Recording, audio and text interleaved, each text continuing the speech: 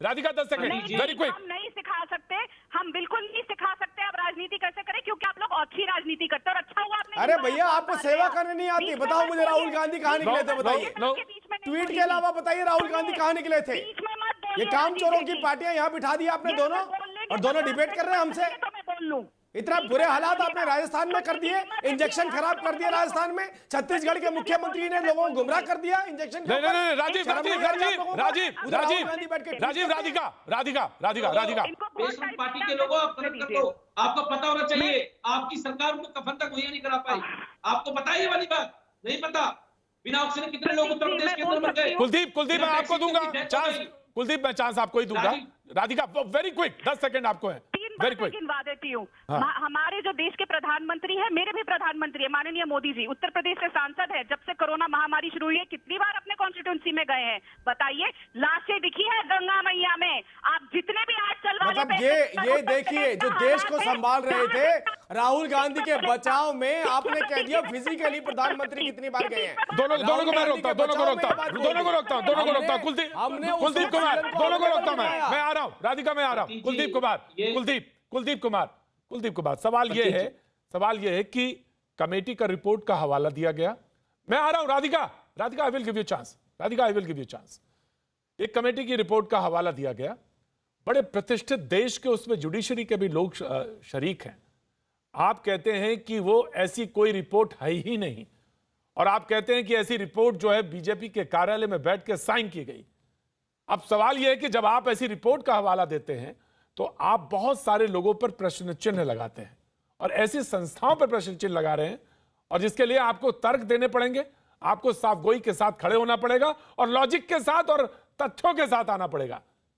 प्रतीक जी देखिए, सुबह से हो गई शाम, लेकिन अभी तक इनका जो रिपोर्ट थी, जो सिग्नेचर थे, कोई भी इनका प्रवक्ता अभी तक चैनल पे दिखा नहीं पाया। अगर इनके पास है ना। दूसरी बात ये कि इनको इस बात को समझना चाहिए कि जिस समय देश के लोगों को ऑक्सीजन की जरूरत थी ना, और जिस समय ये जरूरत थी कि ये अपनी वैक्सीन को प्रिकॉर करते, उस समय बंगाल के चुनाव में व्यस्त थे, मोदी जी बंगाल के चुनाव में व्यस्त थे, अरविंद केजरीवाल जी दिल्ली के लोगों के लिए इनसे भीख मांग रहे थे कि दिल्ली के लोगों के लिए ऑक्सीजन प्रोवाइड करवा दो। और अरविंद केजरीवाल जी नहीं, साथ में वो हॉस्पिटल के मालिक जो हॉस्पिटल के डॉक्टर थे, वो लगातार कह रहे थे हमारे हॉस्पिटल के अंदर 1 घंटे की ऑक्सीजन बची है, अगर नहीं आएगी तो हमारे इतने मरीज की डेथ हो जाएगी। और हुआ भी, बत्रा हॉस्पिटल के अंदर 17 लोगों की मौत हो गई, और छोटे मोटे कई हॉस्पिटल के अंदर बिना ऑक्सीजन के कई लोगों की मौत हो गई, डेथ हो गई। 300 लोग लाइन लगा के ऑक्सीजन लेने के रोडों के ऊपर खड़े हुए थे। इन भाजपा के लोगों को वो लोग नहीं दिखाई दिए? क्या उनकी डिमांड झूठी थी? जिन लोगों ने हमें परिजनों को खोया, क्या उनकी डिमांड झूठी थी? क्या जो सुप्रीम कोर्ट ने उस समय पे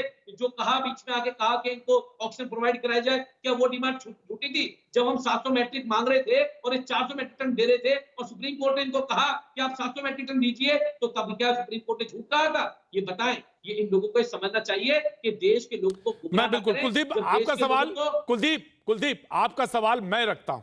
जवाब दो। नहीं राजीव जी, मैं सवाल रखता हूं, पहले मैं सवाल रखता हूं। कुलदीप जी आप कह के बस सिर्फ रेफरेंस के हिसाब से कह के आगे चले जाएंगे, ऐसा नहीं होगा। उत्तर प्रदेश की आगरा की घटना सबको मालूम है, हम कैसे छोड़ दें? बत्रा अस्पताल में जो हुआ, हम कैसे छोड़ दें? जो सरकारी अस्पतालों में, जो बड़े देश के प्रतिष्ठित अस्पतालों में ऑक्सीजन के बगैर लोग मर गए, हम कैसे छोड़ दें? सिर्फ रेफरेंस बन के छोड़ दें? नहीं, उसका जवाब चाहिए, जवाब। कुलदीप जी जवाब चाहिए, जवाब, और मैं जवाब मांग रहा हूं, और मुझे जवाब चाहिए। Rajiv Jaitley ji, now you will answer. मैं बताऊं, वो कहते हैं केजरीवाल जी ट्वीट करते हैं। मैं एक ही बात आपको राजीव जी, आप बिल्कुल कह दिए। राजीव, केजरीवाल जी का ट्वीट है मेरे पास, वो कह रहे जब आप चुनावी रैली कर रहे थे तो मैं रात भर जाकर ऑक्सीजन का इंतजाम कर रहा था, लोगों के ऑक्सीजन दिलाने के लिए मैं लड़ा, गिड़गिड़ाया, लोगों ने ऑक्सीजन की कमी से अपनों को खोया। उन्हें झूठा मत कहिए, उन्हें बुरा लग रहा है। सवाल यह है कि इस दिल्ली के अंदर बगैर ऑक्सीजन के लोग मरे हैं, अस्पताल के अंदर मरे हैं। मेरे ही प्रोग्राम में एक डॉक्टर इसलिए उठ के पैनल से चले गए क्योंकि उनके हॉस्पिटल में ऑक्सीजन नहीं था या कम हो रहा था। मैं जानना चाहता हूं कि आखिर फिर ऑक्सीजन की जब इतनी अफराद थी तो फिर ये मौतें कैसे हो रही थी कम ऑक्सीजन की वजह से? Rajiv Jaitley, now you please answer. मैं एक ही बात बोलता हूं प्रतीक जी, ऑक्सीजन की सप्लाई में कमी नहीं थी, ऑक्सीजन की पूर्ति पूरी की जा रही थी, लॉजिस्टिक नहीं था, कंटेनर नहीं थे, ऑक्सीजन को अस्पतालों तक नहीं पहुंचा पा रहे थे। बतरा अस्पताल में डॉक्टर ने प्रेस कॉन्फ्रेंस करके इस बात को रखा था कि चड्ढा साहब जो बात कह रहे हैं वो मुझसे झूठ बोल रहे हैं। चड्ढा साहब मतलब राघव चड्ढा जी ने उन डॉक्टर से 3 बार दिन में बात करी, तीनों बार जो टाइम बताया गया कि ऑक्सीजन हमारी बुराड़ी से आ रही है या मुंडका से आ रही है, वो टाइम हमेशा लैप्स करता गया, गलत होता चला गया। मतलब वो उसके बाद ये निकल के आया कि हमारे पास कंटेनर नहीं थे, हमारे पास टैंकर नहीं थे ऑक्सीजन को पहुंचाने के। यहाँ पर किसका फेलियर था? वहां पे ऑक्सीजन अवेलेबल होने के बाद बत्रा अस्पताल के पास नहीं पहुंच पाई, वहां पे लोगों को अपनी जान गंवानी पड़ी। ये केजरीवाल जो झूठ बोलते हैं, ये उनकी पार्टी का नतीजा था। अब दूसरी बात मैं आपसे कह रहा हूं कि जो अभी तक आम आदमी पार्टी के लोग कह रहे हैं कि ये डॉक्यूमेंट मैं आपसे कह रहा हूं कि जितनी आपके टीवी के ऊपर बाकायदा प्रेस कॉन्फ्रेंस में केजरीवाल साहब ने कहा कि हमने कितने बेड अवेलेबल करा दिए हैं, लेकिन जब हाई कोर्ट में हलफनामा दिया, पूछिए इनसे कितने बेड थे उसमें, हाई कोर्ट में हलफनामे में कबूल करा, राजीव जेटली जी